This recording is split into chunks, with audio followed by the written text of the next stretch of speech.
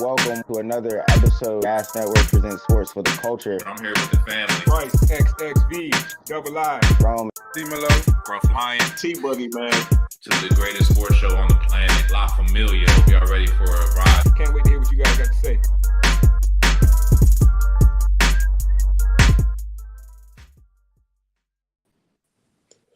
What up, what up, what up? It's your favorite sports show on the block. Man, I ain't seen y'all since last year for real. So the guys present sports for the culture, man. Happy New Year. Saw the folks great on January. You know, I had real cats know that New Year starts in the spring. But if you don't know, you just don't know. I'm Scruff Line, man. I'm your host for the evening. Yeah, we've had an event for a couple of days since the last time we've all been on here, and we got a lot to catch up on for sure. Go ahead and introduce the fellas. I'm gonna start with the top right. It's your boy T-Buggy, man. Happy New Year. Hey, let's get it, man. Let's start the new year off right, baby. Hey, Dad's here for the new year. Hey, hell of a week to start the new year, man. Like a lot of big topics, like you said. But wash your hands. Can't wait to jump into some of these conversations we're gonna have, and let's get it.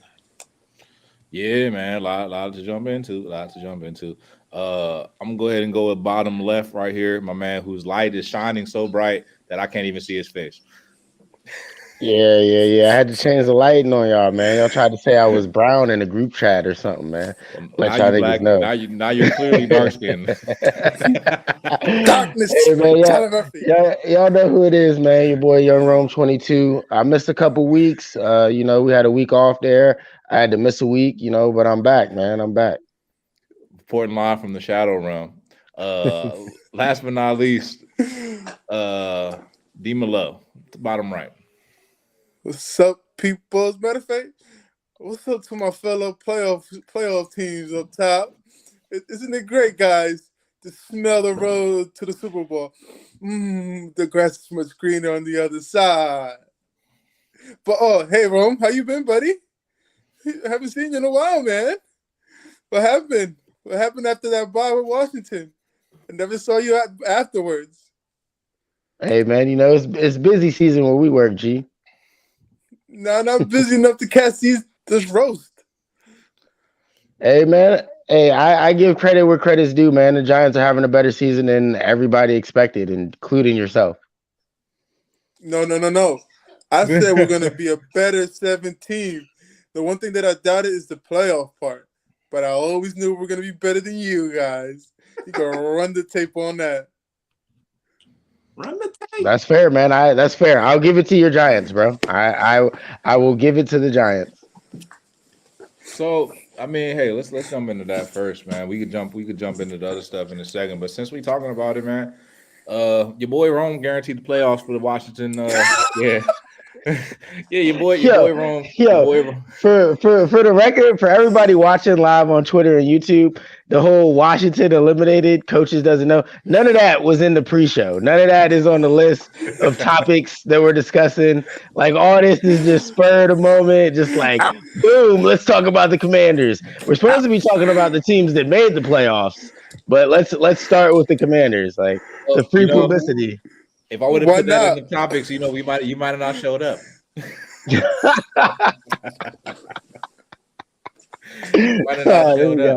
This guy not showed up. But I didn't get a chance to run any tape, but I will say that I did predict that y'all wasn't gonna make the playoffs last week. That was a recent thing I said. Last week y'all wasn't gonna make the playoffs. I didn't know y'all was ready to get eliminated, but apparently neither did Ron Rivera. So big Ron stepped into the game this week with no idea that his team was basically facing elimination. And he chose to go with Carson Wentz facing elimination. I guess he didn't know he was facing elimination, so maybe he would have made a different decision if he did know that. But hey. I mean, that's not really a fair way that you just frame that. So to keep the whole thing in context, going into the weekend, Washington controlled their own destiny. So like any head coach, like I'm sure my man T Boogie would even agree with, any head coach is mainly focused on winning the game. You're not focused on a bunch of what ifs happen if you lose the game, and if the Lions win, and if the Packers win, then you'll be eliminated. Your main focus is beating the Browns. Now you could question all day why you choose Carson Wentz to beat the Browns. I question why you would choose Carson Wentz way back in the offseason when they brought him in. My question when they started him the first time, and I question why they brought him back in. And I wrote articles all about it. It's on the Gas website. Everybody should check that out. But hey, man, you guys will talk about running tape often. There's no tape on me supporting Carson Wentz. I honestly think this is the end of Ron Rivera in DC. I think he finally put that nail in the coffin or got the whole thing jump started to where he's officially going to be on the hot seat because starting Carson Wentz was one of the more perplexing things I've seen in sports, period. So this was a big time fail on his part to go with Wentz and to keep Wentz in the game when it was only 3-0 for the majority of the game. I mean, I think you bring Heineke in, you maybe get a spark. The team obviously like playing for Heineke better. Maybe the Commanders don't get eliminated. Maybe you don't get that embarrassment in your press conference of not knowing that you're going to get eliminated by a bunch of what if BS because you shouldn't have been worried about that because you should have beat the Browns. I guess. But I mean, in reality, yeah, they controlled their own destiny. The destiny only lasted a few hours before it went crashing down. And they got no surprise that the playoff slasher himself, Carson Wentz, in true Carson Wentz fashion, kills the playoff hopes of yet another fan base in back-to-back seasons. Well, I did predict that he would, break your heart, and luckily you didn't get too attached, Rome. But nonetheless, your expectations was broken because whether or not it was Carson Wentz that led you the whole way, you had hope in your boy Taylor Heineke. I have several articles that I've edited to speak of this of such. And then right when the season was on the line and the destiny was in your control, it was put in the hands of Carson Wentz, and that was it. And I get it from an economical standpoint. You're paying that boy $16 million. But I was talking to actually somebody earlier today, and they was just saying how like Carson Wentz is just one of the many lineage of these quarterbacks that Washington just keeps bringing in. Then they just give Ryan Fitzpatrick a cool $16 million last year. Donovan McNabb, Rex Grossman, all these other guys, these Alex Smiths, these guys are literally on their last leg. Jesus Christ. Well, that's in poor taste. That's in poor taste. I'm just he was on both legs when he came here. So I guess technically that's what he literally left, but he was on his last leg of his career. Then he literally left on his last leg. That's a crazy punt. Crazy punt. It's super. Hey, but let's not make this a contender commander show. Yeah, we're gonna give him a final couple minutes. T, you got anything to say before we move on from these losers? Yeah, man, I've said this a few times, and I think it's a really good moment to reiterate this, but you don't have to remain a fan of your favorite team, right?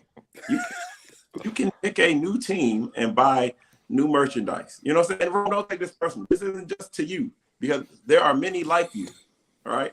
Many like you. You see this black pig represents your organization.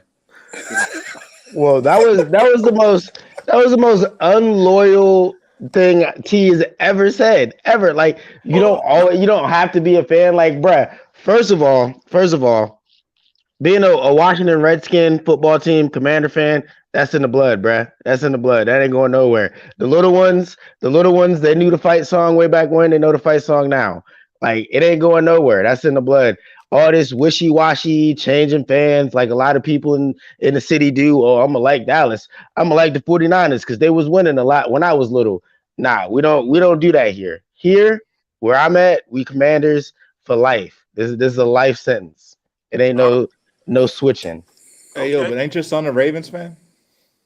A Lamar Jackson fan is a big difference. He just likes black quarterbacks. He likes Jalen too. So. That's good. That's okay. Good. Good for him. But no, on a serious note, man, some organizations don't deserve the loyalty of some of these fan bases. Washington, Cleveland. I throw the line there. Judge you. If it's one of those teams, I will not judge you. Obviously, Rome has decided to, a life of torture and suffering. But it's called loyalty. Loyalty. All right. Delusional. Same shit, right? But I mean, the organization is a fail. I mean, shoot, even look at Commander Tutty. I mean, they can't even get the mascot right. Like, this team fails at every single avenue. How is the mascot wrong? Because he came out for the first time last week, and y'all just got eliminated from the playoffs. So he bad luck. I'll give you that take, Scruff. But like, what's wrong with a hog as the mascot of a team who's historically related to hogs? Like, what's bad? What's bad about the mascot? Not the game that the players lost. What's bad about the mascot? He left getting smoked. He got smoked hog by the end of the game. Nice. Okay. Hey, the first thing my son said about the mascot was, "I bet he makes good bacon." But go ahead. Hey, but isn't that trademark? Didn't I read that somewhere? Wasn't it already? No, it's not already trademarked, and the former players aren't suing them. They're just trying to make sure that they're not associated with it. Ooh, so it sounds like Washington yet again didn't do their homework. Like when they try to take the name, and then somebody beat them for the name and extorted them for the name, and then they had to settle for the Commanders. All right, let me talk real football real quick about that game. Because y'all was the Red Wings or some weird stuff like that, right? Remember a couple weeks ago? Nah, they were going for Red Wolves, but there is a dude in Arlington who trademarked a ton of potential Washington names. So smart move on his part. All right. Oh, remember a couple weeks ago, you guys played the Giants. That game ended in a tie, right? And I said that right then and there, it looked like both teams were happy with a tie. That team did not want to win. All right. So both teams had the opportunity to prove me wrong. And the Giants went out there and showed that they wanted to win some games. And the Commanders went out there and fell flat on their face. Starting Carson Wentz in that spot might be one, like you said, man, might be one of the craziest coaches decisions ever. The guy was not winning before he lost his job. You know what I'm saying? They come back. He threw a pick 3 plays into the game. 3 plays. We didn't get a punt. It was crazy. So I never thought Ron could coach. I don't think Ron has anything to say for himself as a coach without Cam Newton. I'm sure he's a good guy though. But it's time to move on. Bring in somebody that can run the show, somebody that can call offense. But yeah, that Washington Flame out.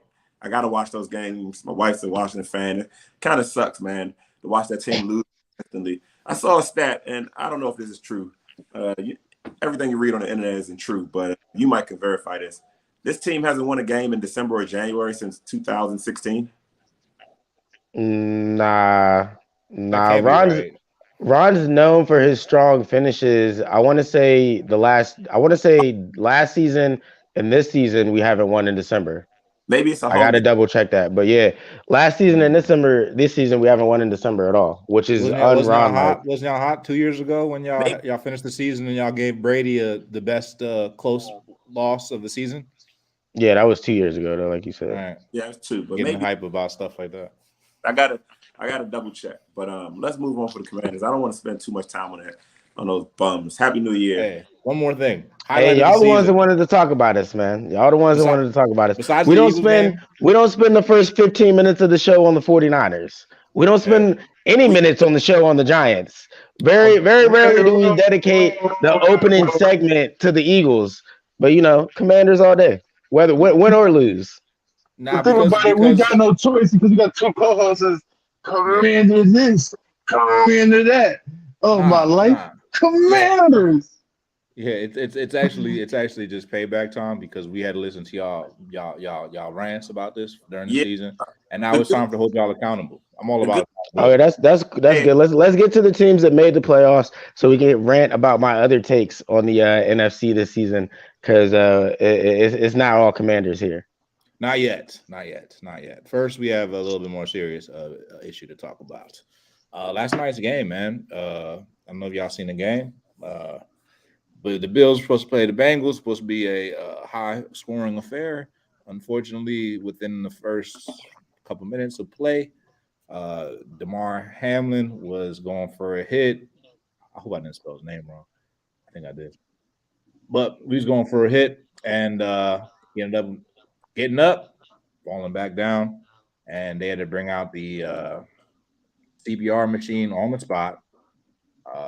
and they lost. He wasn't breathing for a while. Now they got him hooked up to a tube, and he's being basically given oxygen at this point. Last I heard, he was in critical condition. Is that right, T? That's the last I heard as well. Yeah.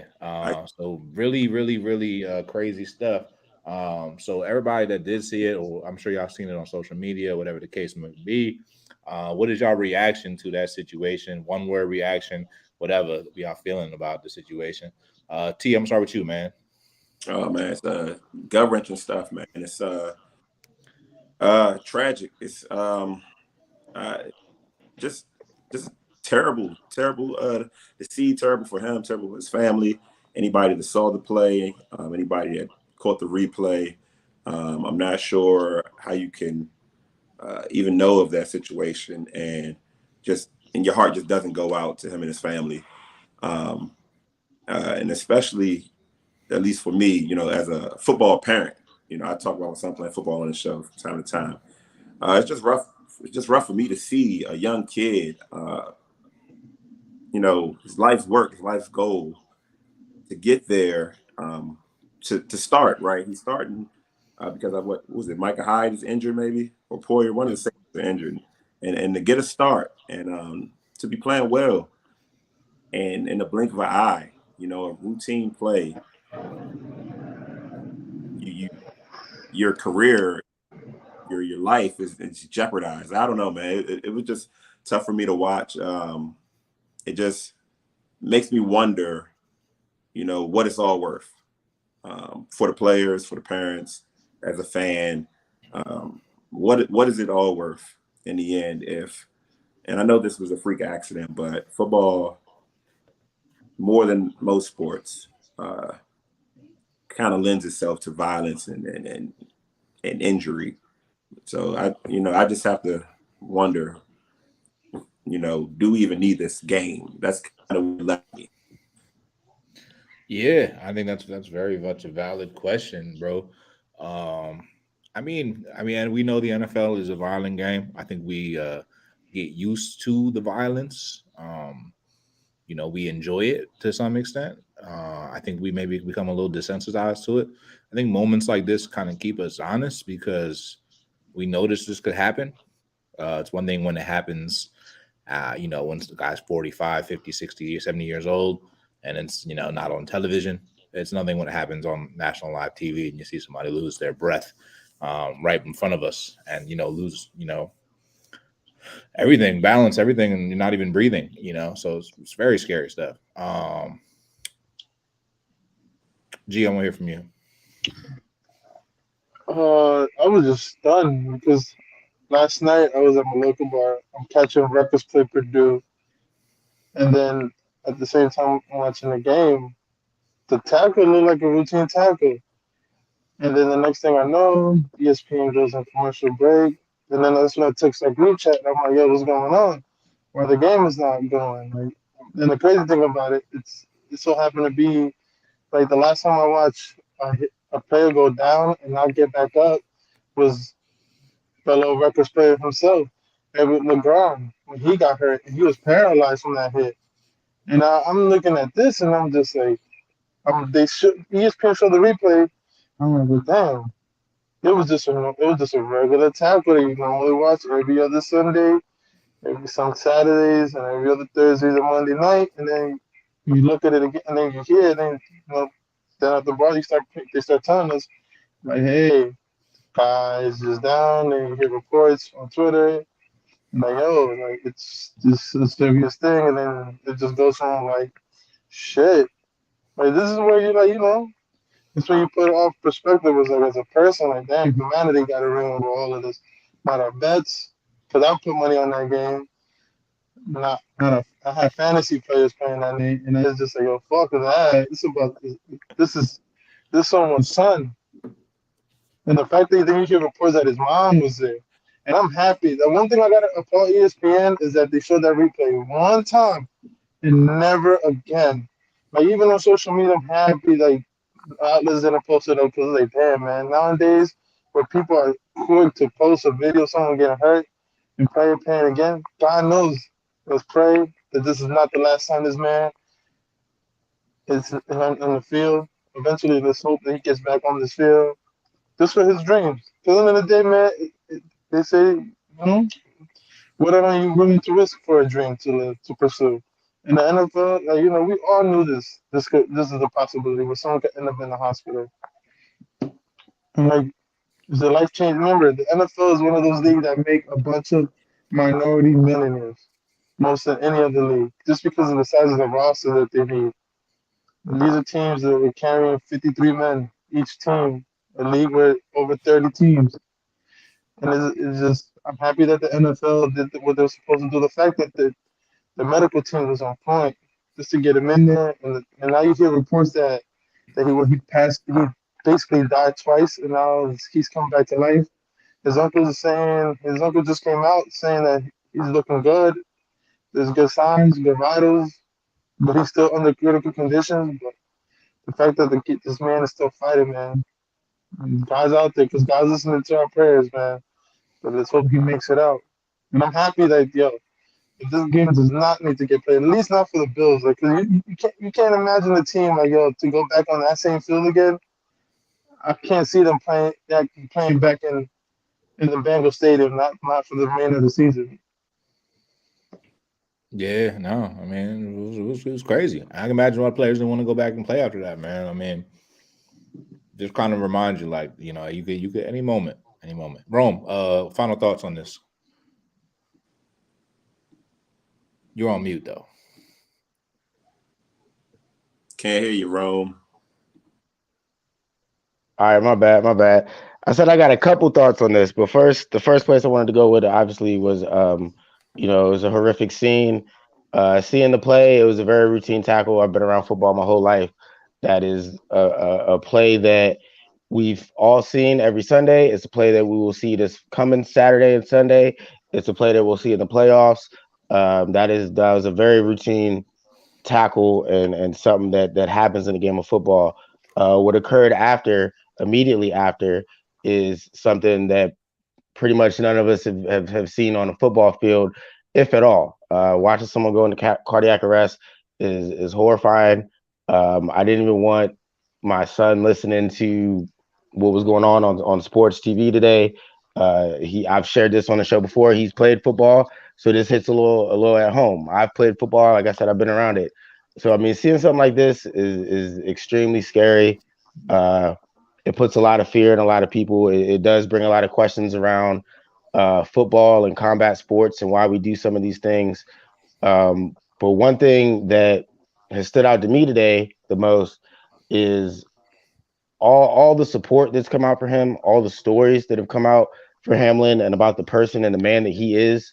His toy drive, his upbringing, him being a 6th-round pick, the season that he's having this season, the fight that he's shown up to this point in his life, to even get to this point to live his dream is truly inspiring.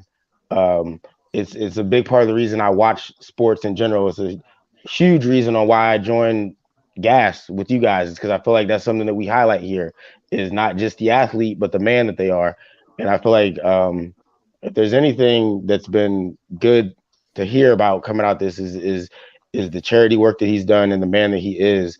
So I've been praying for him, praying for everybody that's affected. There's a lot of trauma I also wanted to touch on that has to go into it with the other players, which is the real reason the game has been postponed. I mean, never in my life have I seen them postpone an NFL football game for anything other than weather. Never in my life. People have gotten hurt in all kinds of ways. Like we mentioned Alex Smith breaking his legs. That was horrifying to watch. The game continued. That lets you know that this was in a different realm of what we're even used to seeing on a football field, which here in America is our gladiator sport. It is our sport where we look at these men as a little abnormal when it comes to the injuries. So for them to postpone the game lets you know that from the other player's perspective, you just saw your teammate, your brother, go down, stop breathing, no heartbeat. Ain't no way I'm gonna go catch a pass. Ain't no way I'm making another tackle, another block. You know what I mean? Like, so the game being postponed made the most sense in the world. I'm happy the NFL did it. But I think the other thing I wanted to touch on real quick too was the EMTs in this situation. We've talked about the doctors in the NFL that cleared Tua, and we want to give that guy crap, as rightfully so. But in this situation, we should really be highlighting the people that ran on the field and saved that man's life. I believe they said it was personnel from both teams, and I mean that's incredible because we've all heard about football, we've all watched football. People say, "Oh, you could die on the field." It's almost like a cliche thing, like a thing people just say. Well, in this scenario, it was actually happening, and those doctors who were put there in case that crazy would have happened actually rolled out and did what they needed to do. I believe, and someone can fact check me, one of the fans or somebody. I believe the last time something like this happened was like 1971. A player had a heart attack on the field, and that player did not make it. So we live in a much different time. Technology is different. We've come a long way with healthcare, and it seems like these first responders are really on the ball and really did everything they needed to do in a situation that it seems like nobody's ever been able to deal with. So I think they deserve a lot of praise in this situation.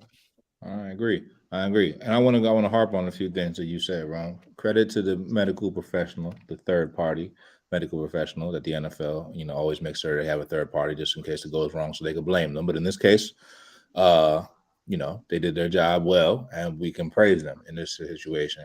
I also want to give credit to the coaches and the players that stood their ground on how they were feeling in that moment. Because I had reports that told me that their NFL, the NFL didn't do anything, actually. The NFL was ready to go back and play. And the players said, no, we're not playing.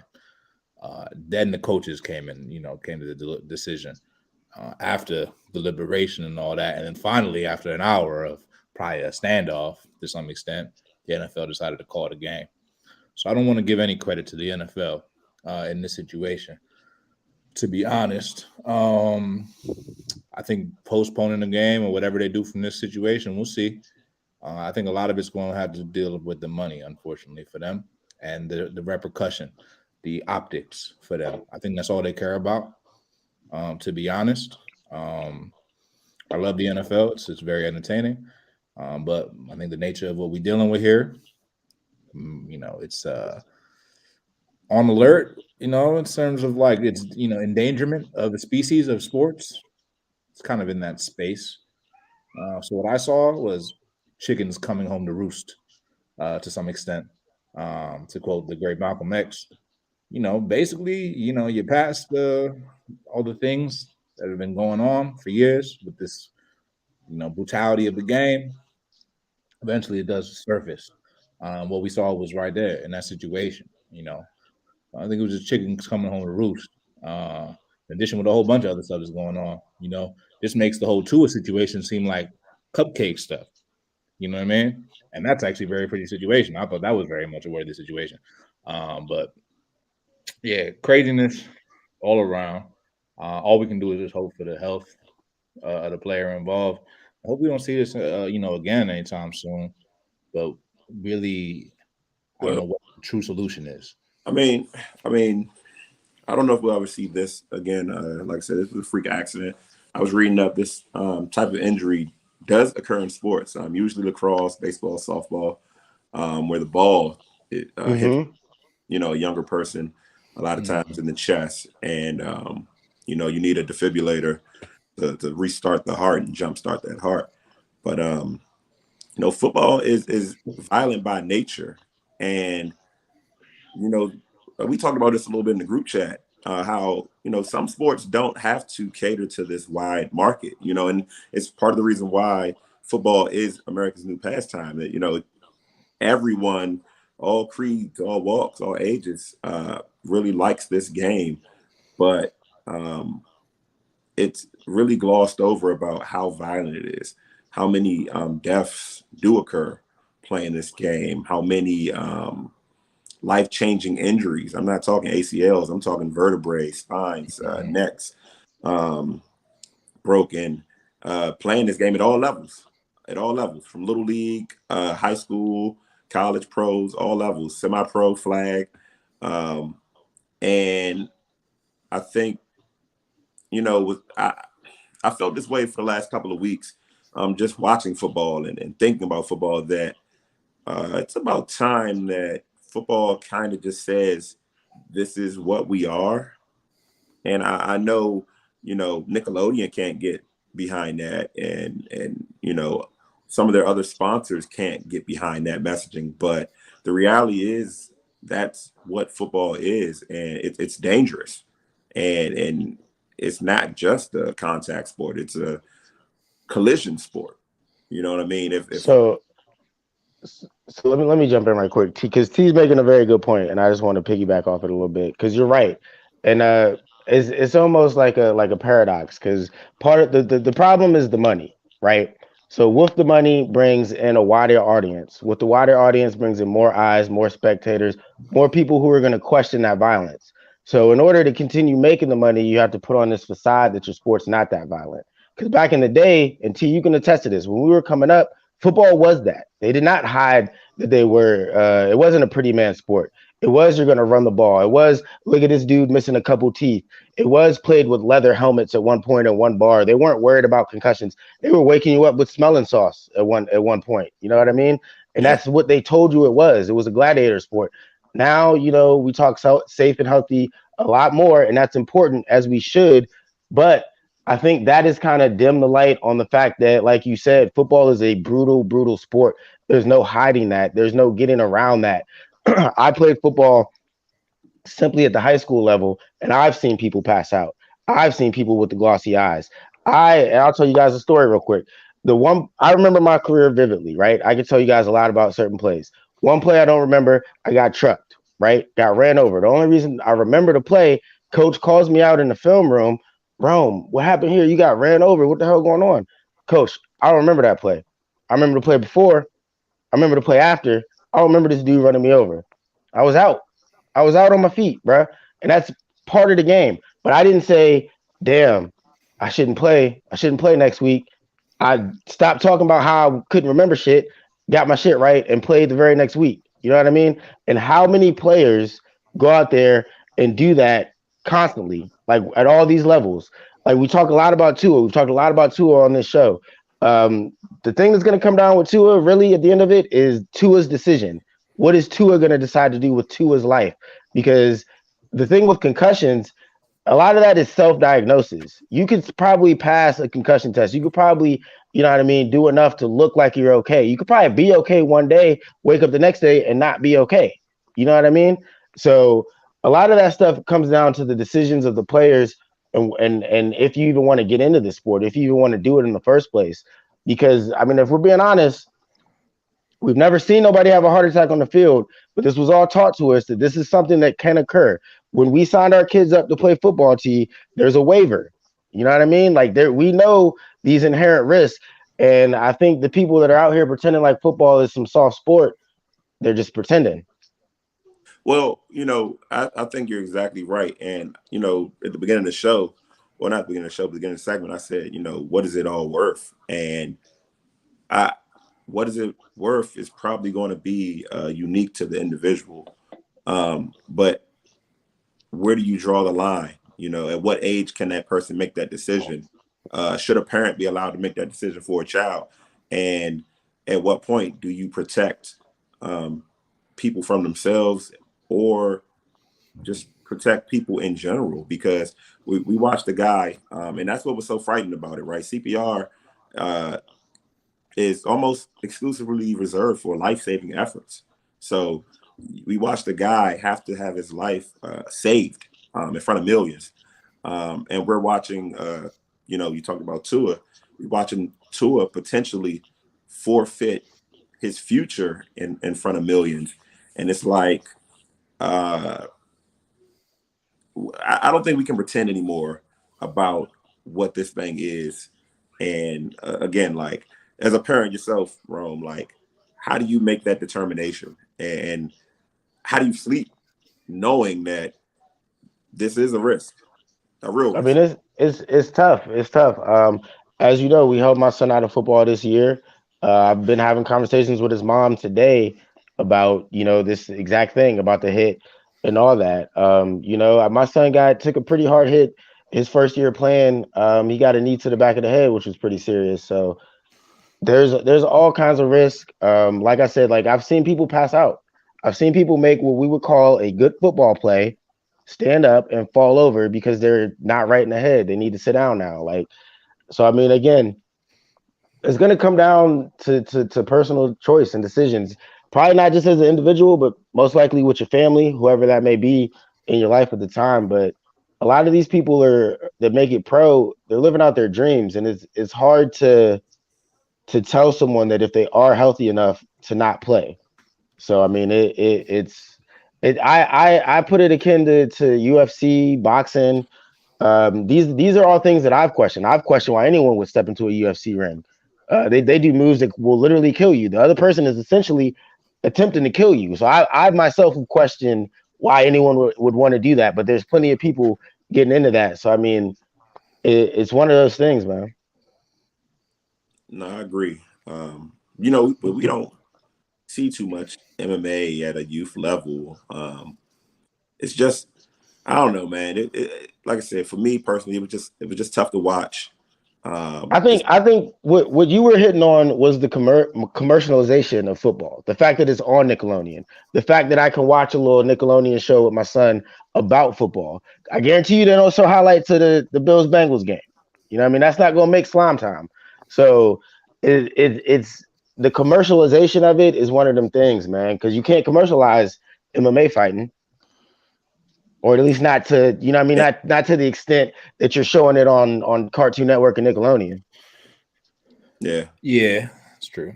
and I It mean, sounds like it's scary for you too, man, because the fact this can happen to your children, the fact that these possibilities are not just from an adult aspect. They say study has shown like these injuries tend to happen to more people between the ages of 12 to like 25, where a cardiac arrest can happen to them when they're hit hard in the chest. And I think that's where you got that's what it feels like that's where T's coming from. Like, but possibly this can happen to my son, my nephew. Yeah, that's what makes it scary. That can happen to a young child, not just anyone at a certain age, but the fact that it can happen to a child. That's what makes it scary. I mean, I saw something about youth lacrosse and where that a kid was struck in the chest with the ball and had to be revived. And now it's pretty much mandatory in a lot of lacrosse practices, tournaments, leagues where they have to have the defibrillator on site. And it just made me wonder, like, what what do we have in place for football or basketball or softball, baseball? It's like I don't I've know. I've Again, been hitting the chest with a baseball. That shit is serious business. I lost I my ain't gonna breath. hold you. I was scared. Yeah, It wasn't nothing serious, but I was scared of shit. Like I was like, I, oh, shit was I ain't gonna scary. lie to you. I used to play baseball. I pitched for a little while, and I had one of them things come heater right back at me in the head, and I never pitched again after that day. Yeah, I believe it. I believe it. I mhm. was like, I'm yeah. done, bro. I mean, how do you guys feel about the NFL wanting the show to go on? so, so one of the Well, presidents of the NFL came out and said they never stated that. Yeah, they never stated it, but they were well, I think pushing them along. It's kind of like when you have guests over and you start cleaning up and stuff. I think They what it kind of telling is, them it's time to go, and that's what they were doing with the players. And the players were like, or "What are you what doing?" what it was more so the NFL, quote unquote. Those are the dudes in New York or LA, wherever the headquarters is, right? Like they aren't on the field. They're not with the players and the coaches. They didn't, you know what I mean? They don't feel the vibe. I think they were trying to more so go off with the players and coaches were saying or feeling, which like we said, typically and with any other injury, we've seen horrific injuries on the football field. Typically guys will still play. But like we said, man, this was different. And I think once everyone caught on to how different this was, they were all, you know what I mean, in lockstep. Yeah, Yeah, I know. I don't think that was the case. I think you have a group of men who were instructed by another group that is invisible that essentially told them what to do, and they're enforcing them. And then they're like, "Hey guys, they're not listening. What do we do now?" And then they started trickling back and radioing it down. It took about an hour before they figured out what they had to do, which well, was I, already decided by the players. I also think somebody had their pulse on the sentiments of the fans and social media. Because I know I tweeted I didn't want to see that game continue, and then I started to see a bunch of tweets back to back, media Yeah, pundits, just fans, people that caught the clip saying, "Hey, don't they shouldn't play. But it is $1 billion business. So where do you draw the line? You know what I'm saying? So like the next Def. someone's really injured, if somebody's knocked out unconscious on the field, I I've seen. mean, all right, so this is really what we're getting at too, because I hear y'all saying, I think Scruff mentioned football being in the realm of sports going extinct or something, but like the NFL could be in some hot water. They obviously are. They have been a while for the injuries, how they've handled the concussion lawsuits and all those things. But let's be serious though. Football in itself is not in any danger of going away. There's the XFL starting up. There's the USFL. They're literally starting other pro leagues. College football is booming. Me and T both just mentioned how our sons play football. I mean, like football's on Nickelodeon. It wasn't on Nickelodeon when I was a kid. That means it's growing. They're playing games in London, England, all this stuff. Like football in itself isn't going anywhere. The whole, everything that we're talking about that's a problem is really more of a societal thing. Like, yeah, we just saw all this, and then the other side of that coin is that we're still willing to watch a football game. Like I said when we started this, we will see that exact tackle again this Saturday and Sunday. We will see people make that tackle again this Saturday and Sunday.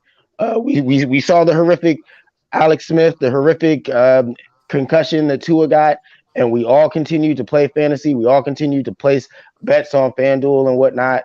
So I mean, let's not get too far ahead of ourselves. Because I don't think the game of football is in that much danger, if any.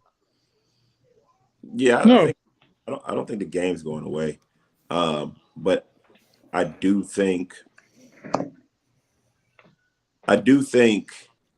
the demographic may change a little bit, but it's so tough, man, because it's so intertwined in who we are.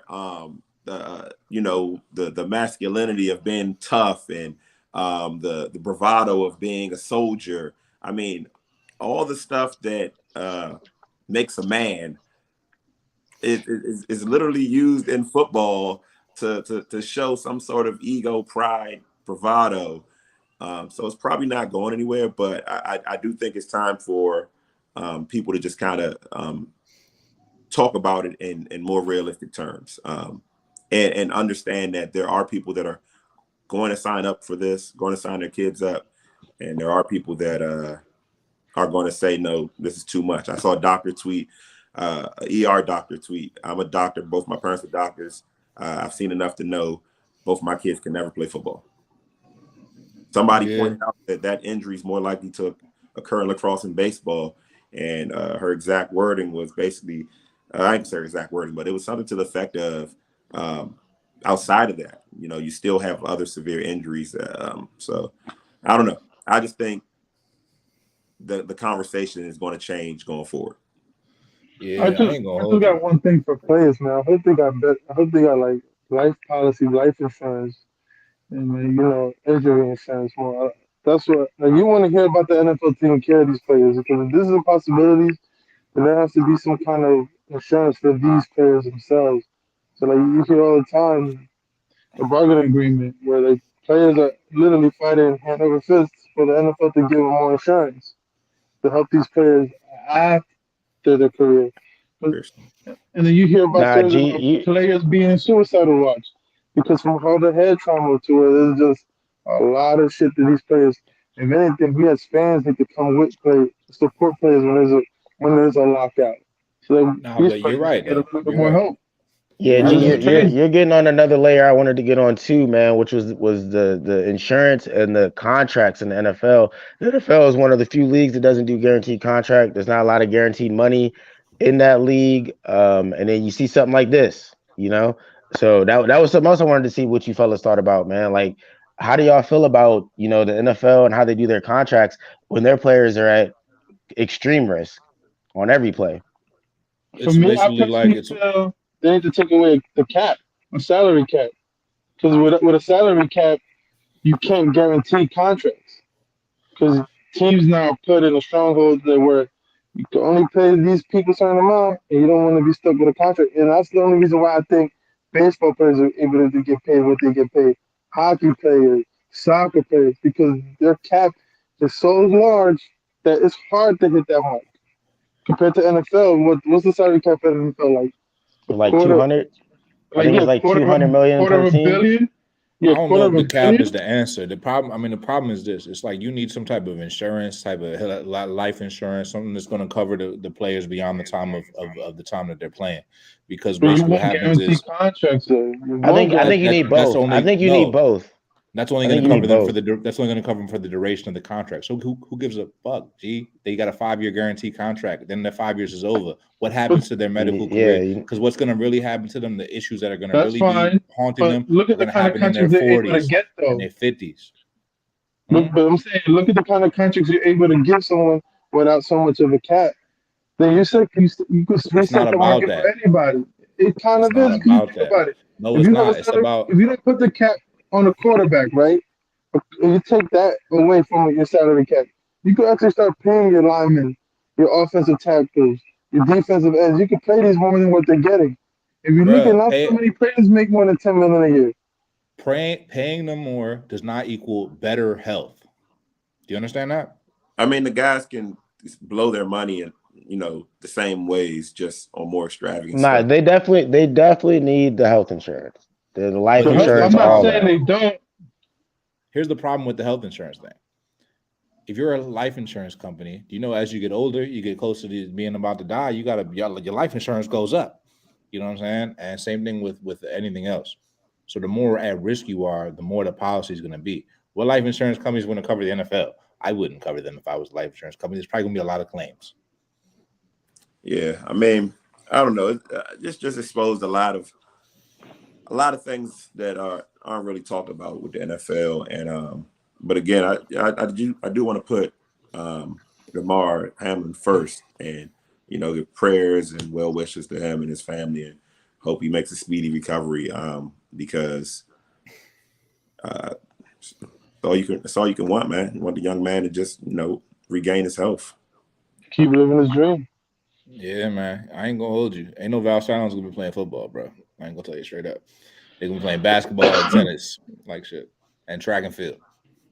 All right, let's move on to the NFL playoffs, which the Commanders will not be a part of. So let's start off with the AFC though. Let's start off with the AFC, man. A lot of playoff clinching scenarios. Home field advantage is still up for grabs between the Chiefs and the Bills. Bills have 2 games to figure out for. We got a lot to figure out with them. Bengals also could win the AFC North. That's still up for grabs. The AFC South is up for grabs right now. The Jaguars can clinch the AFC South with a win against the Titans. Or a tie, actually. And the Titans can win with a win at the Jaguars. So that's going to determine the game. The Titans will be starting Greg Dobbs, I think is his name, in that game. That's going to be an interesting game. Also, the wild card is up for bye. Josh Dobbs? Did I say Greg Dobbs? Yeah. Who's Greg Dobbs? I know that name. Must be a coworker. Friend you grew up with. Probably, right. All right, so Your bitch. all right, let's start with that right there. AFC South title is up for grabs. Basically, a winner go home. Jaguars versus Titans. Who you got, man? I'm assuming y'all got the Jaguars, but T, who you got? I don't like either of those teams, but I do think you gotta pick one.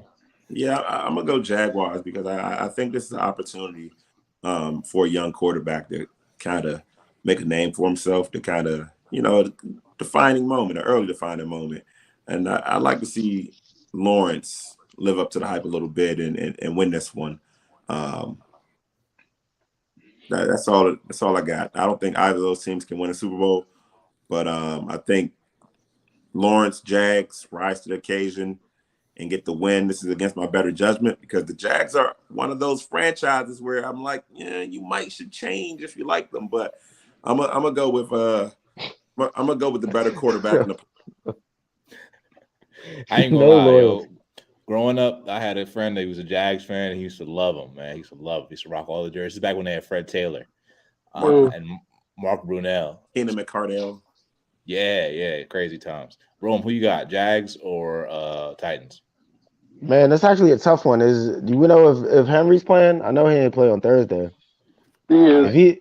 If he's He is playing playing. Saturday, I want to like the Titans. I'm gonna go with the Jags though, man. I think the Trevor Lawrence story is a better story.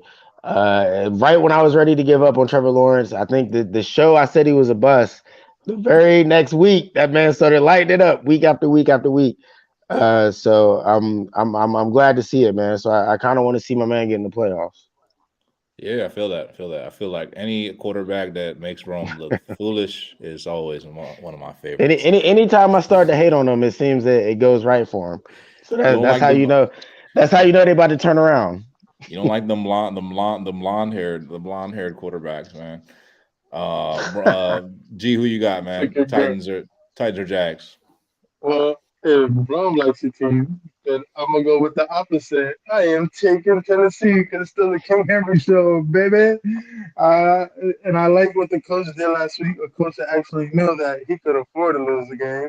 So why not set all your starters and then playing in your final game of the week of the year to see if you can make it to the playoffs? So I'm gonna go with Tennessee Titans. Healthy. You give King Henry a good week off. Get them legs rested. And I can't see Tennessee lose 7 straight. But God, if you lose 6 straight, that's one thing. But now 7, I think they'll win the division. If we were buying stocks, I think you'd be buying on the dip right now. But I don't think that's a good strategy here. I'm going with the Jags, man. Doug Peterson's a much better coach. I predicted his turnaround this season. I thought he was a good hire for them. I never said Sunshine was a bust. I always had faith in the kid. Now he's showing up, man. Premium grade stuff, man. I actually think they're gonna win that game. And if they get matched up against the Ravens in the first round, like I said, I think they're gonna win that game too. So it's 2 wins for the Jags. You can go ahead and mark those down. So I got the Jags winning that division. The AFC wildcard spot, number 7 seed, is also up for grabs. Somehow the Patriots just find a way to keep clawing in there. As ugly as Mac Jones has played.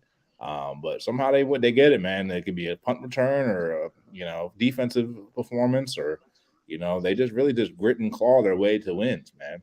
Very Bill Belichick-y at 8-8. They will clinch the number 7 wild card spot. They need a win at the Bills or a Dolphins loss. They play the Jets and a Steelers loss versus Browns and a Jaguars win versus Titans. So let's run that back. If they win, they're in. Or all the other stuff I said. So they can still possibly lose and still get in. That's basically what you need to know. Dolphins can clinch with a win against the Jets and a Patriots loss to the Bills. So the Dolphins actually not looking too good in reality. They lost to the Steelers somehow. I don't know how the hell they're still alive, but here they are. They're like the cockroach of the NFL. Black Air Forces was a good choice. They held up after many years. 8-8 somehow. My boy Kenny Pickett. I did actually predict many weeks ago that they would, before the season started, that they'd make the playoffs, and they might. 8-8. They can clinch with a win against the Browns. The same Browns that beat the Washington Commanders, and a Dolphins loss. First the Jets and Patriots lost. So they need a lot of stuff to happen. They need a lot to happen.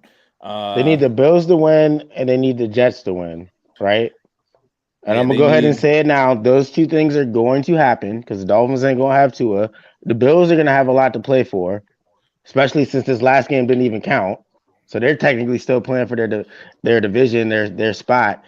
And I think the Steelers are going to beat the Browns, man. I don't think Mike Tomlin's going to have a losing record on his season yet again.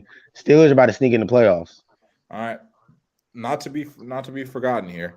The Jaguars can actually lose to the Titans and still make the playoffs if the Dolphins lose, the Patriots lose, and the Steelers lose. Holy shit. See, and then crazy. All these scenarios is why Ron Rivera didn't know what the fuck was going on Sunday. Right? But this has nothing to do with you guys. Oh my God. It's actually quite simple in the NFL. Scruff is like, if I can figure this shit out, Ron should have. Yeah, I agree. I feel him for not looking. I probably wouldn't have looked either. It's just complicated. So, all right, I basically listed 4 teams up for grabs: wild card, Patriots, Dolphins, Steelers, and then the Jags by default if everyone else loses. So, who do y'all think will come out with that final wild card spot? Rome, we'll start with you. Steelers. I think the Dolphins lose this week. I think the Patriots lose this week. And I just said Jaguars win, so that's not going to factor into the Steelers getting that 7th seed. You know, that's not unlogical because the Dolphins will be short quarterback. They'll be playing the Jets. Jets are playing, decent team. Patriots losing the Bills is not far fetched either. Bills is a better team, so that makes a lot of sense, bro. I like it. T, what you got? I don't know, who is it? I was confused, man. Patriots, Dolphins, Steelers, and Jags. Patriots. Who else? Steelers and Jags. Patriots, Dolphins, Steelers, and Jags. If the Dolphins win, are they in?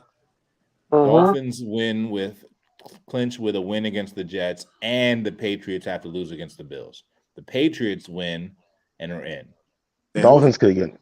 Who the Dolphins got? Jets. Oh yeah, I think Mike McDaniels beats Robert Saleh.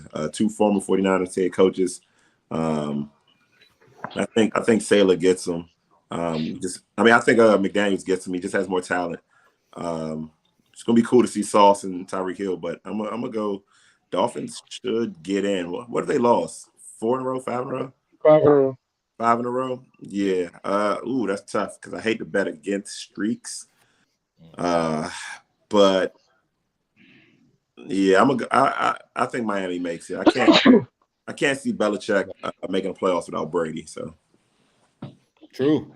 I like it. So we got two different answers so far. G, who's getting in the wild card spot for the AFC? Patriots, Dolphins, Steelers, Jags. I sent Miami to the Super Bowl, and I'm sticking to my guns. And I'm going with Miami. Let's go, baby. Let's go, Dolphins. Miami. Fair enough. Dolphins can clinch with a win against the Jets, and the Patriots lost to the Bills. All right. Me. Who do I like here? I think the Patriots are going to get in the playoffs, man, because they have to beat the Bills, but they might not beat the Bills, to be honest. They'll be close, though. I guarantee you, they're gonna nickel and dime their way into that game. But they can also clinch with the Dolphins' loss and a Steelers loss versus Browns, and the Jaguars win. I already said the Jaguars were going to win, and I could definitely see the Steelers losing to the Browns. So I could see the Patriots winning, and I could see all those losses working out for their favors too. So I'm going with the Steelers. What the hell am I talking about? I'm going with the Patriots, but maybe I should pick the Steelers. I might have think about that one before I put money on it, but I'm going with the Patriots today. They will take it. So that's the AFC wild card spot. Should be very interesting. Nonetheless, that was tough, man. That was Look, all that shit y'all gave Ron. Oh, Ron didn't know he could be eliminated, and that was the most confusing segment we've had in the history of the show. Nick made it so hard for no reason. Like I don't know why he read all that shit for. You got no bottom lines. All I know is the answer wasn't Carson Wentz to any of that. Exactly. Hey, that's facts. That is facts. Yep. All right, so that's the AFC, man. Should be very interesting. We'll see what happens, man. I'm very excited to see what happens in the AFC. Moving over to the NFC, the number 1 seed, currently held by the Philadelphia Eagles, the best team in the NFC as of right now, as of many weeks. But I'm not gonna lie, the Eagles are on a little bit of a slide too. And I will say one thing. I was gonna say this, but now it's gonna make me look like a flip-flopper. But it is what it is. The Titans are losing on a losing streak. Downward slide. Don't like it. They're not going to make the playoffs. The Dolphins are on the same downward slide. I don't like it. They're not going to make the playoffs. Patriots are going up. But Eagles are going down a little bit too. So right now they've lost a couple games in a row since the Hurts injury. They lost to the Dallas Cowboys, and now they lost to the Saints this past week, which double hurts because we no pun intended, but because of the draft pick. But yeah, the Eagles can clinch with a win against the Giants, or a tie, since the Giants like to tie, folks. Or they can clinch with a Cowboys loss or a 49ers loss. The 49ers can clinch with a win versus the Cardinals and the Eagles loss. The Cowboys can clinch with a win against the Commanders and the Eagles loss and the 49ers loss or tie. A lot there. Oh no. See, what niggas not saying is that Dallas clinched the division just with an Eagles loss and a win. They clinched the first seed if the 49ers lose on top of the Eagles loss. Oh, I didn't see that. My And bad. that's how you clear it with that. And let me help you out a little bit. And the Vikings get well, no, the Vikings are either gonna stay second, they either jump back to the second with a 49ers loss. But I don't see that happening. But the Vikings are no longer in contention of the number one seed no longer. There you All go. right.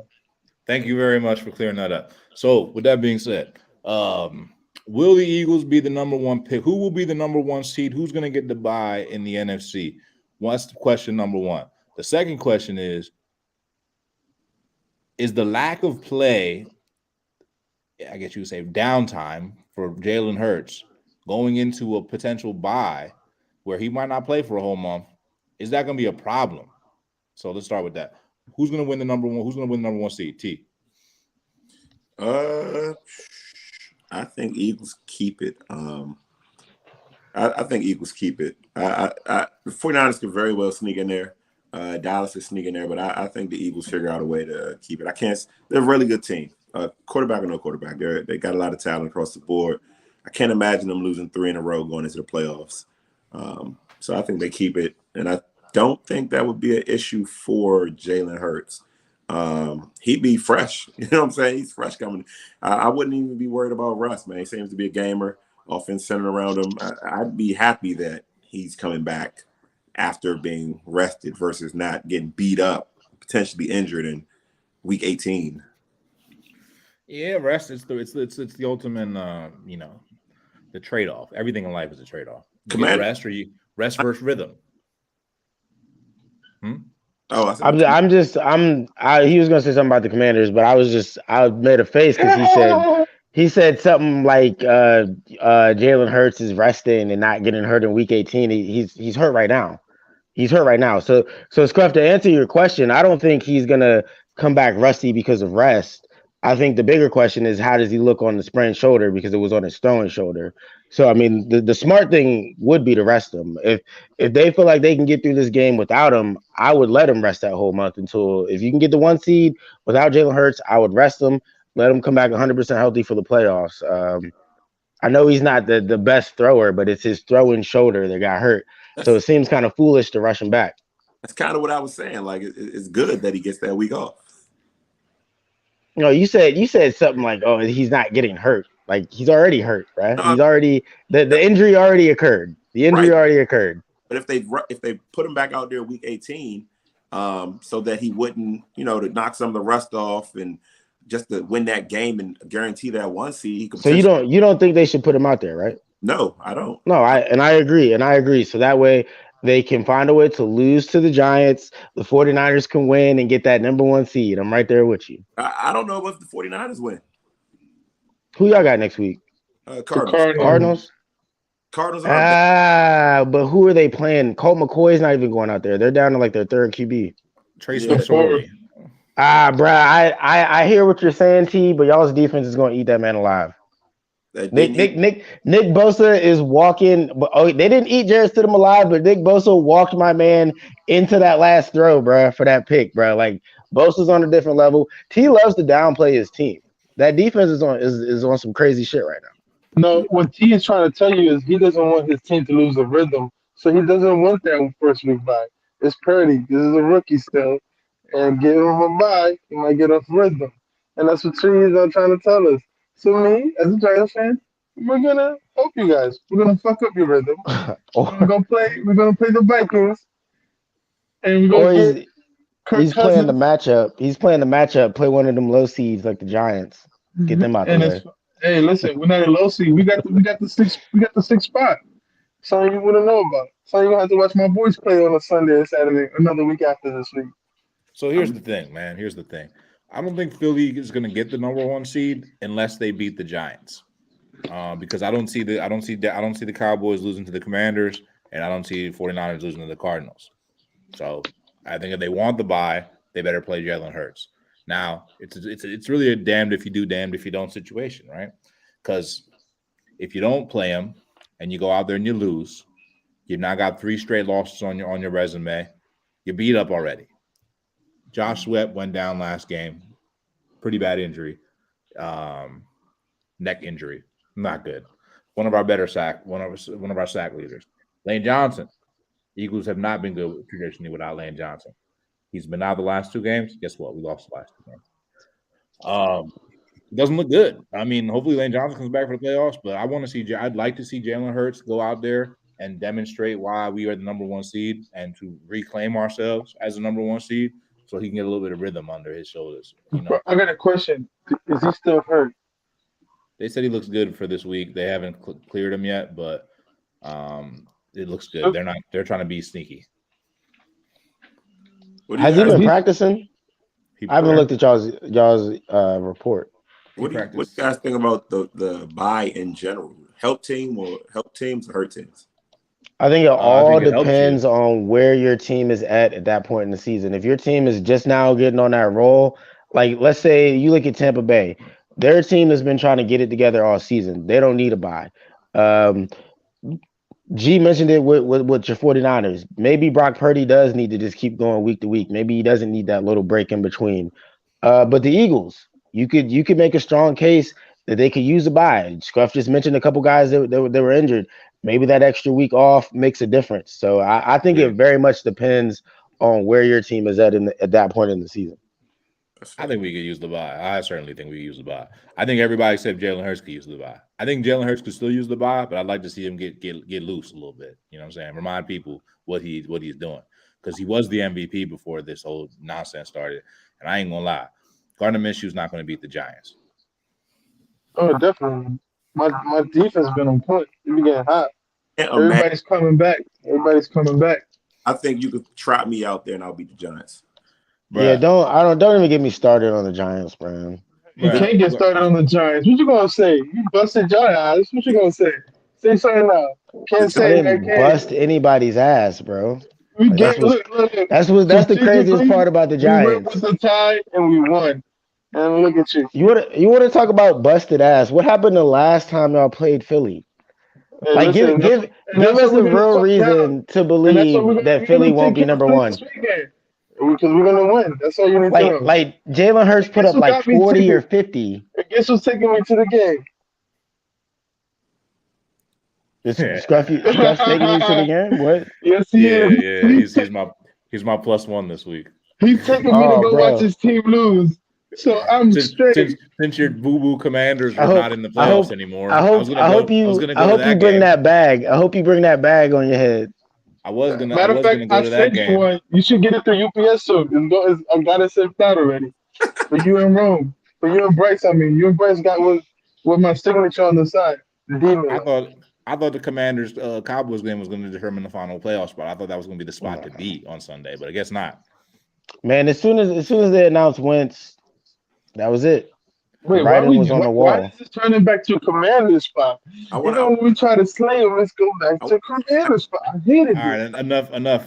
Go ahead, T. I want to jump back to the AFC and all these playoff implications and this algorithm that, who could make it, who wouldn't make it. How does the Bengals-Bills game factor into these playoff scenarios?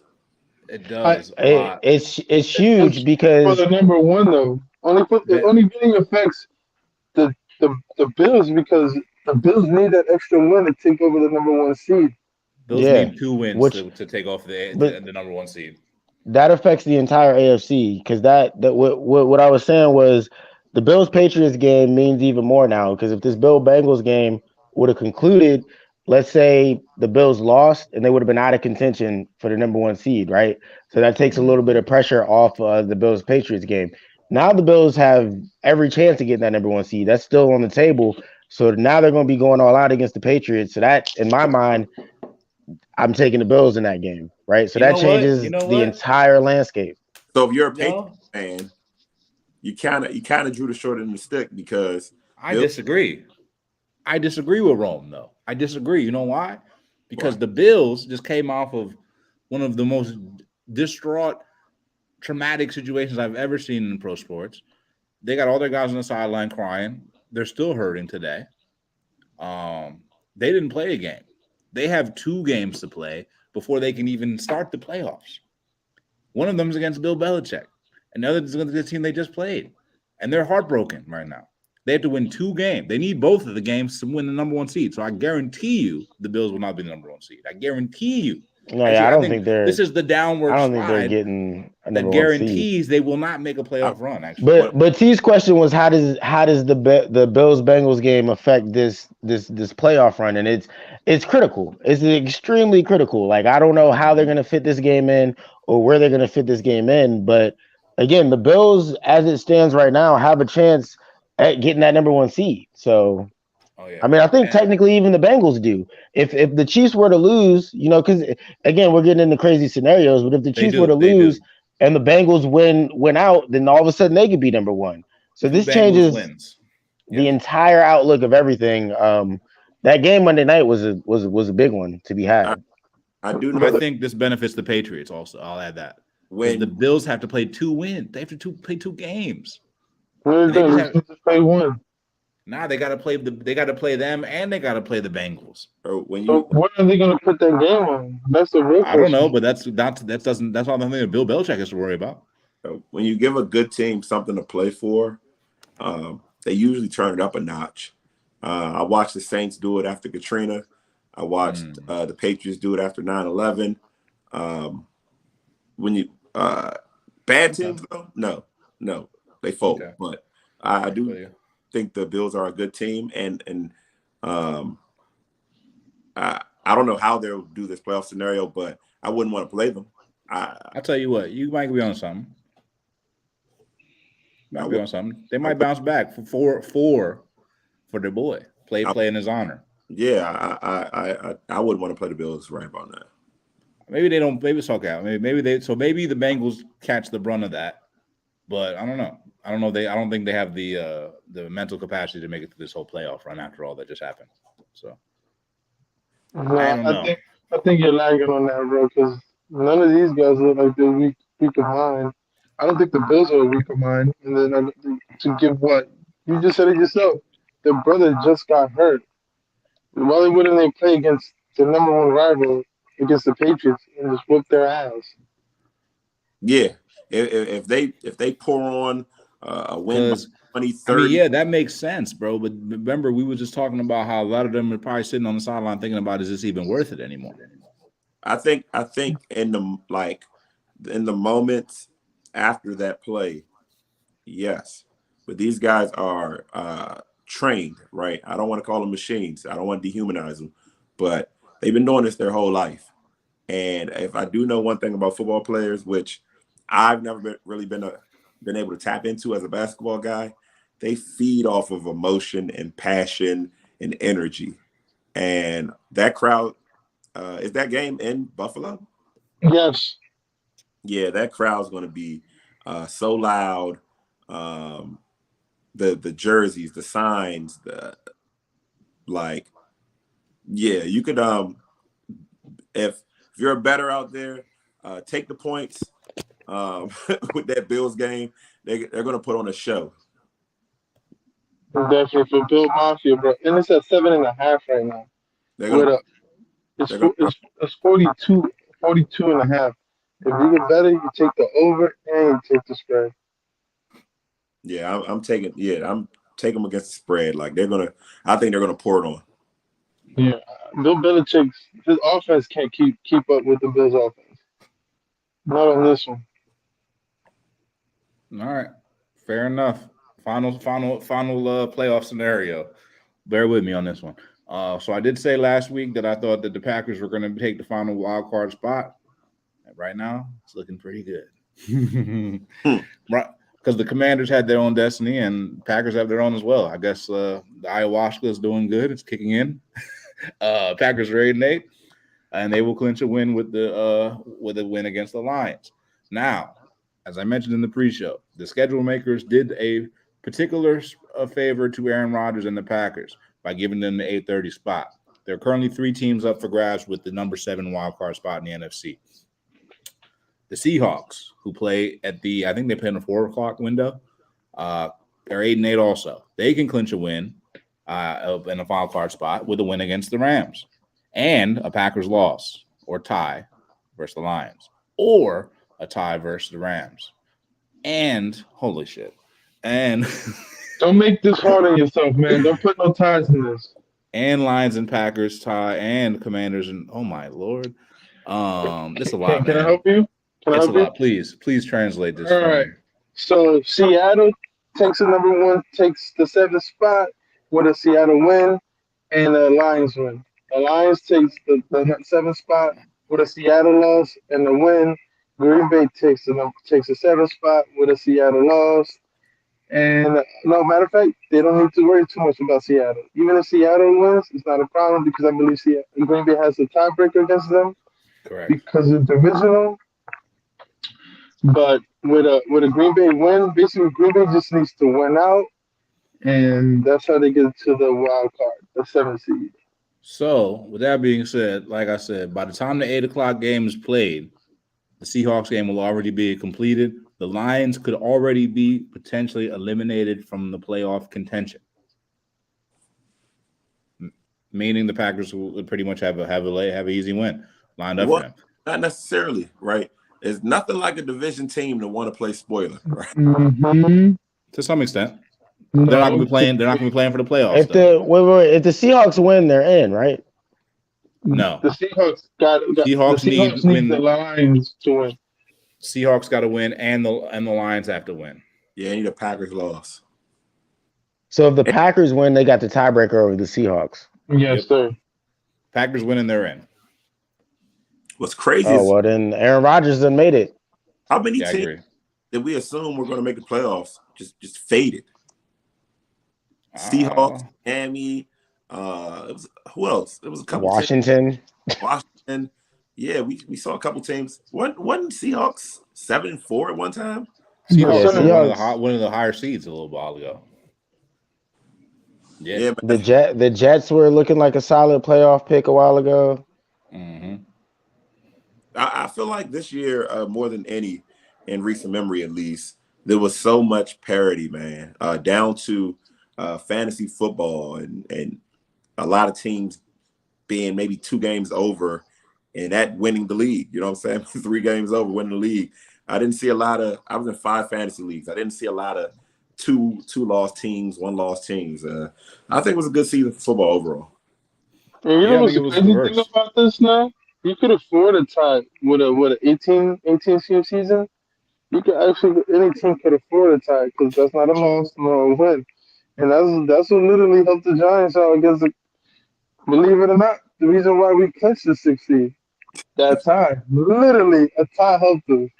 It's funny though because that's also the reason why Washington was eliminated from postseason contention this week. Exactly my point. And not this week like everybody else. Because if they would have lost, I guess they would have already been eliminated. But hey. And like I said, man, they should have played for a win in overtime. They played for a tie. This is what ties. Yeah. All right, who you got, man? Who's taking the final wild card spot with all that hoopla? I got the Packers. Who y'all got? Rome? Packers. T? Seahawks. Wow. Okay, it's kind of like the long shot.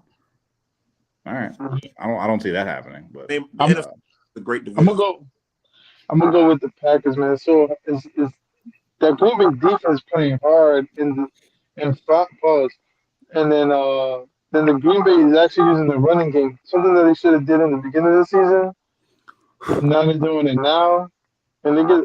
I mean, who I really want to see win them, if I really had my chance, I want to see the Lions though. That's a better story. It's not. It's just the one that HBO sold you. That's hey. Nah, the Lions would be a good story, especially they were like what 2-6 at one point. We were talking about teams that fell out the playoffs. No. The Lions were garbage at one point in the season. No, silly Rome. The story is Aaron Rodgers, the better quarterback, the best quarterback of the bunch, the guy who was, faltering all season, and then they carries his team into the playoffs, triumphant. Well, the slimmest margin. If we're going with the best quarterback story, then I'm going with what T said, and I'm rocking with the Seahawks and Geno. I'd much rather hear about Geno's comeback story than Aaron Rodgers doing shrooms in the offseason and making a playoff run here late. But I'm picking the Packers just because I don't know that the Seahawks are gonna win next week. I think they're a very fluky team, and I don't trust the Lions against the Packers. It's in Green Bay too, ain't it? No, it's not. Nah, I think that game is. Hold on, let's see.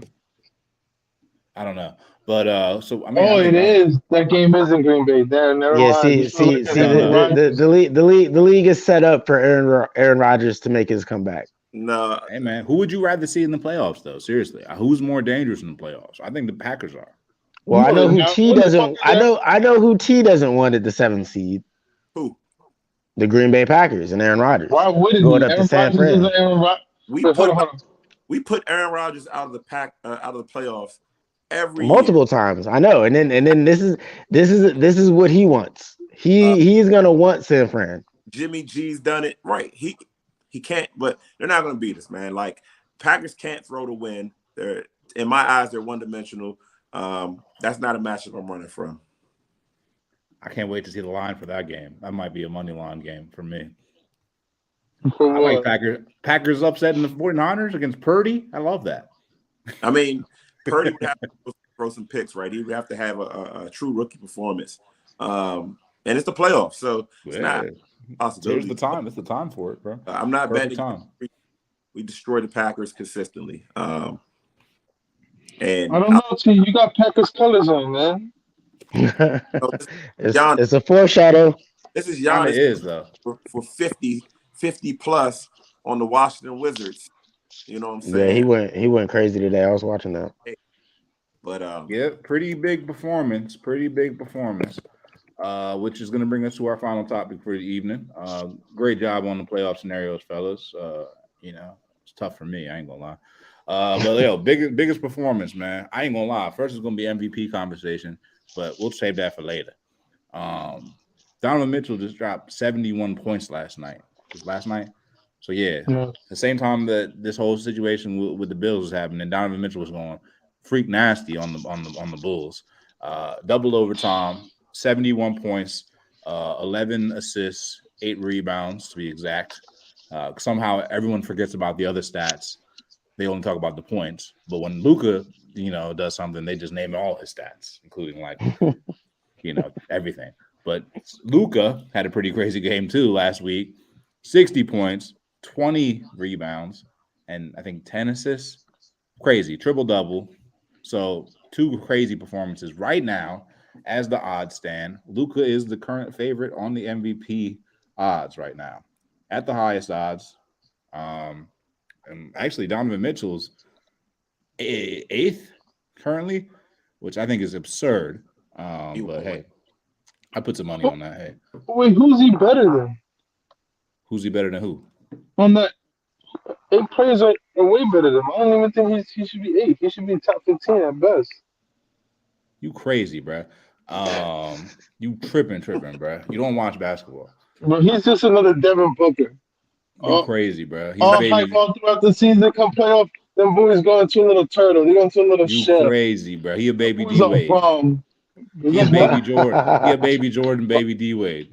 Why are you disrespecting these legends? You smoke I already crack. Right? disrespected I know him. Run you the smoke tape. crack. I Run know the you tape. smoke I crack. already got tape saying that he reminds me of a young MJ. Hey, yo, Bryce, come get this man a drug test. He's doing more than just weed. he's definitely closer to Booker. Booker is a fraud. So anyway, it's not about that, man. Leave your other performances out of this. Leave the odds out of this. Biggest performance, man. Who had a bigger performance?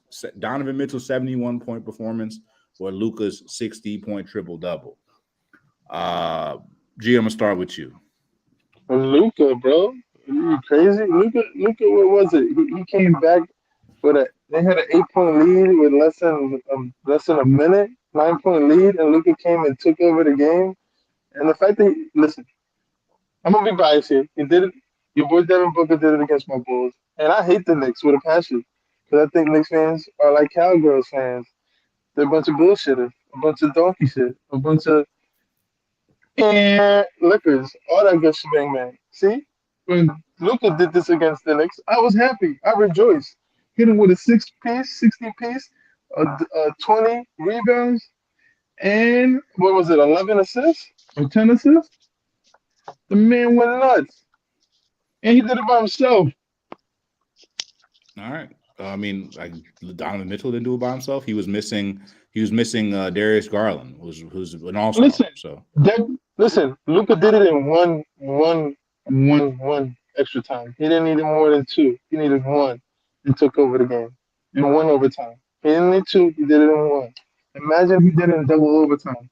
That shit would have been yeah, 80. It would have been but he 80 only, with like but he 30, only, 30 rebounds and like 20 assists.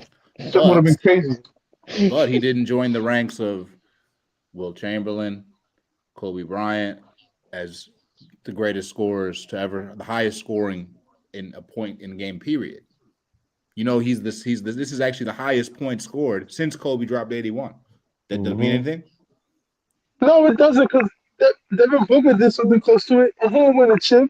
The only one to ever get that high was, you just said it, was Kobe. The last person to do it to win the chip. The rest of these guys just do it during the regular season. Come postseason, these fuckers go hide in the shell and can't wait to go out in Mexico to chill. Yeah, but Devin Booker didn't get 71. That's the point. But all right, I've heard enough from you. Bottom, go ahead, Bro. What do you think about this? Who had the bigger performance, Donovan Mitchell or Luka?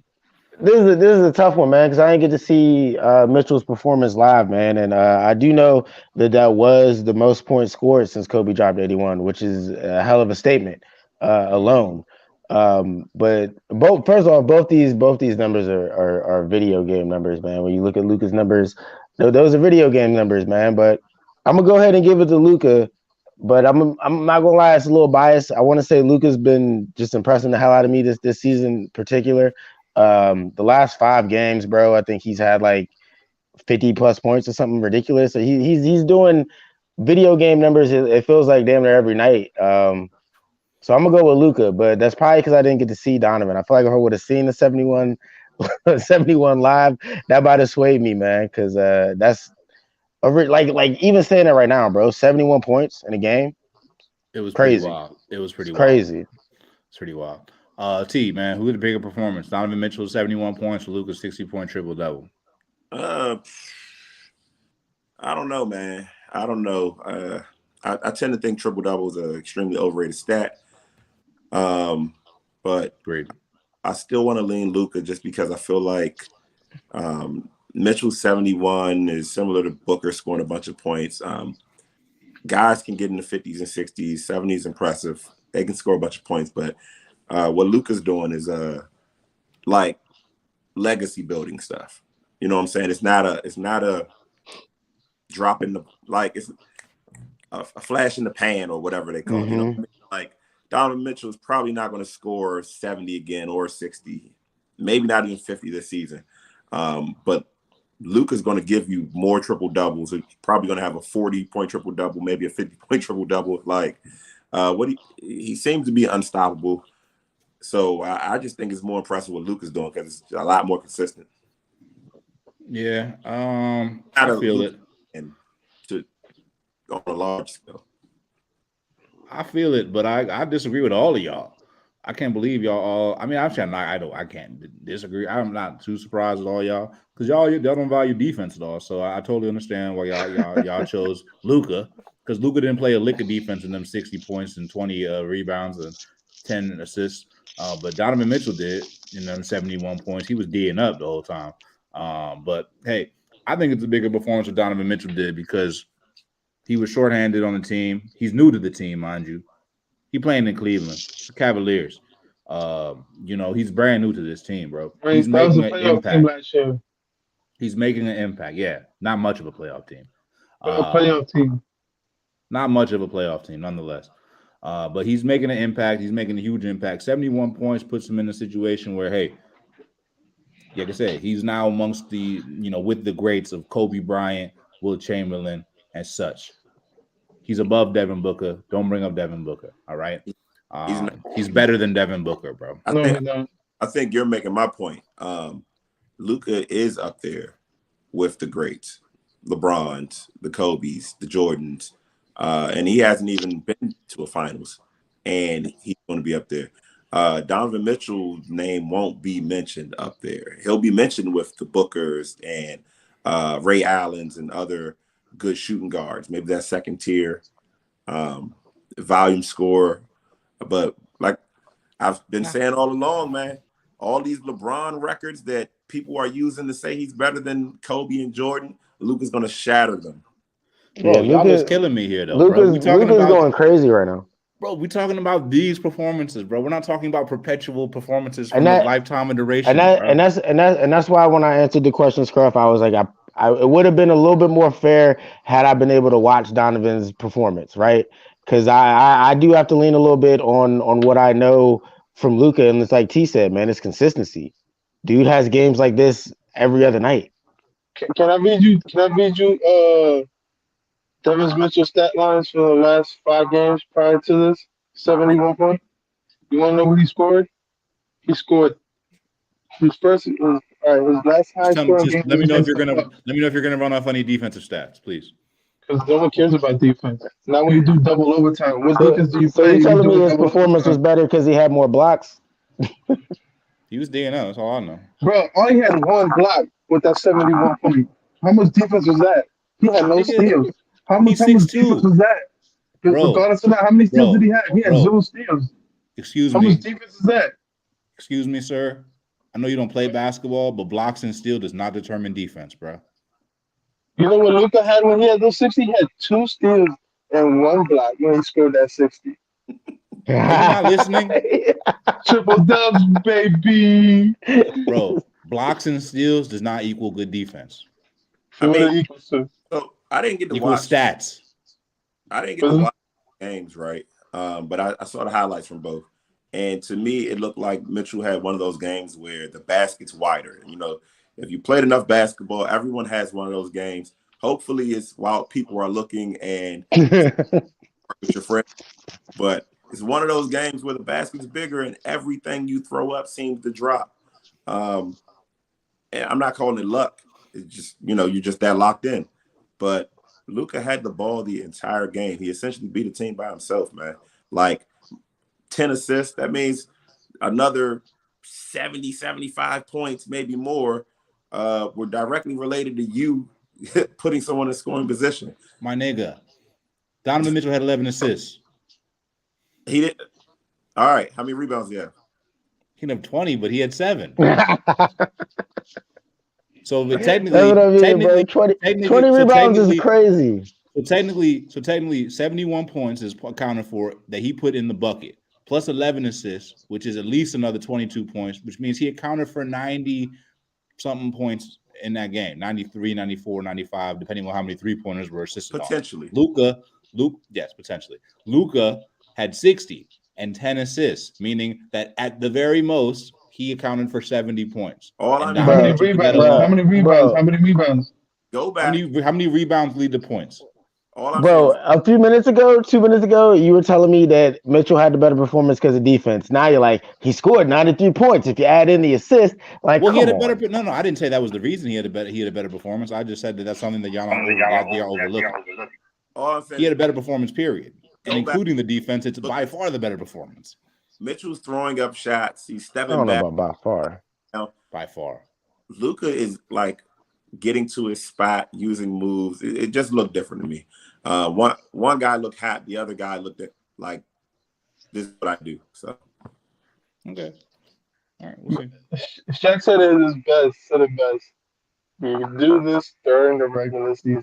Do this during the playoffs. That's the reason Shaq shitted on Utah Jazz when he was in Utah Jazz. He was like, I'll tell you what.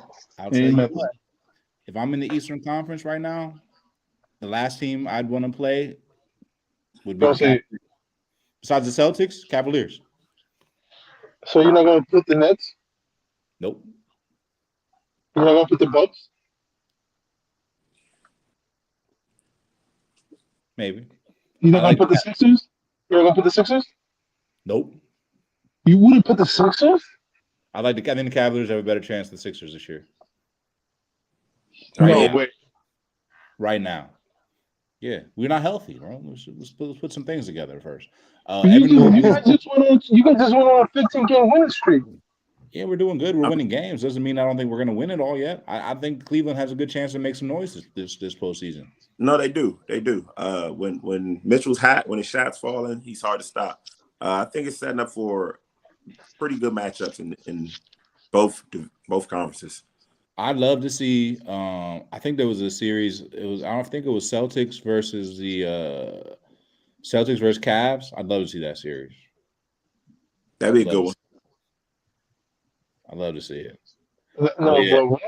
So who's guarding Jaylen Brown? Donovan Mitchell. Oh my gosh. Jason Tatum. You know, Evan Mobley is top 3 in Defensive Player of the Year voting right now. Bet you don't even know what that is. Bet you don't even know what that is. Because of what? Because of what? Defense? No, but like, what stats are they giving him that he's a defensive player? I just wanted to give you. I needed to give you the line on it so you can understand the value. So that's the only thing that you understand: the stats and dollar cost.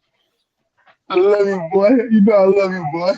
All I'm saying is this guy was a rookie last season. He's currently has the second highest odds or third highest odds of Defensive Player of the Year rankings. Like Evan Mobley is a dog, bro.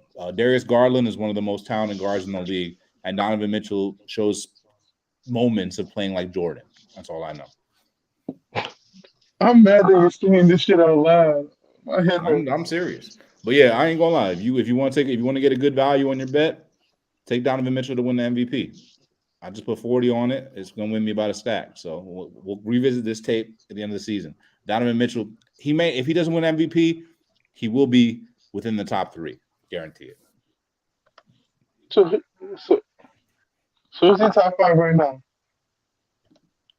Right now, I don't know if I'll put it in order, but I say Luka. It's really between Luka, Tatum, Giannis, and Donovan Mitchell. It's a 4-man race, in my opinion. So Jokic don't get a consideration this year? Nope, he shouldn't have got it last year, and I don't think he should get it this year either. He's not, bro. 3 years in a row, bro. You better be doing something like you better be doing Luka stuff, in my opinion. So if Luka was doing what he did, like he not. Jokic not getting it. 3 straight 40 and 10 games. Giannis has been dominant. Giannis is in there. The one thing that went against Giannis was when they had a performance against the Celtics, and then Tatum destroyed them. That actually at that moment Tatum was my MVP. And then after the Luka thing, we got a lot of season to go though. Kind of sliding towards Tatum, and then after the Donovan Mitchell thing, I realized Donovan Mitchell has entered the chat. And at this point, since he's got the lowest odds on MVP, he's the guy that I'm rolling for. So I like him. I think Tatum's got a good chance to win it too, and I think it could be any of the 4. But the thing you said about T, bro, you said that you don't think he's gonna have another big game like that. Maybe he doesn't drop 71 again, but he'll drop 50 a few times again this season. Guarantee that. He'll go for 40 maybe. He'll go for 50 a couple times. If his shot is falling, he's tough to stop. But he's a volume shooter. I think he's going to be going more dummy than he ever did in Utah. It just seems like he's ready to go off. So I just think it's good. This performance is indicative of more to come. I mean, he has a chance. He has a chance at a scoring title. So I think he'll chase it. It seems like guys are chasing MVP scoring title right now. So I think he'll keep it up. Like he'll attempt to. Yeah, I mean, plus, like, come on, man, little guard, bro. Dude's like 6'2". He flies. Like, I like the kid, man. I like the kid. I don't blame him, but the odds are in his favor, though, bro. I don't know. It's like he needs a bitter taste just because he does this great shit. He did it in Utah, where like him and Utah were like the top 3 seeds in Utah, right? Come playoff, like Luka. But that was Utah, bro. But that was Utah, bro. He had Rudy Gobert. Let's wrap this thing up, man. Can't spend all night talking about D. Mitch. Yeah, we can't, man. But yeah, it was Utah, man. It was a whole nother situation, bro. This is Cleveland, bro. This is Cleveland. They've won championships in Cleveland. I don't even think Utah's ever won a championship. Right or wrong? They won one in Cleveland. Fair enough, man. I like I said, I don't take bets on favorites. I take bets on underdogs. Put your money on Donovan Mitchell. All right. And go ahead and follow guys if you aren't already following us. Hit that subscribe button. Check us out on Patreon, patreon.com/goodasssports. We got some premium content, if you will. Shout out my man Bob Dodds. He's been going off the wall in the comments all day. I just wanted to appreciate. I didn't want you to think we was not showing you the love, bro. He's got a guy out in Manassas that sells weights, and not weight. He sells weights. Yo. Oh, hilarious. Yeah, man. Go ahead and subscribe, hit that follow button, man. You know what time it is. You close out every show, man. Sports for the culture. Sports for the culture.